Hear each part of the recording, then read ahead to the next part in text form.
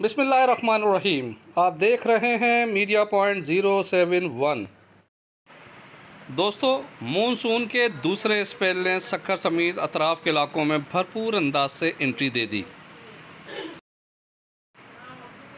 गुज़िश्ता शब होने वाली मूसलाधार बारिश के बाद शहर के अहम तिजारती व रिहायशी इलाकों में बारिश के पानी ने खूब जमकर रंग दिखाए।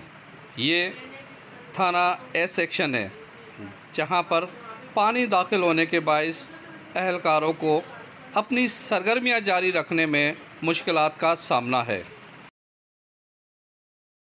महकमा पब्लिक हेल्थ, म्यूनिसिपल कॉरपोरेशन व ज़िला इंतज़ामिया की जानिब से मानसून की बारिशों से कबल मुनक्कदा इजलास, अफसरान के दौरे कागज़ों की हद तक महदूद हैं।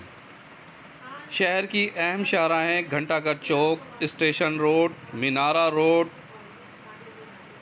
रेस्को रोड समेत अतराफ़ के इलाकों में जमा पानी मुताल्लिका महकमों के अफसरान की कारकर्दगी वाज़े कर रहा है।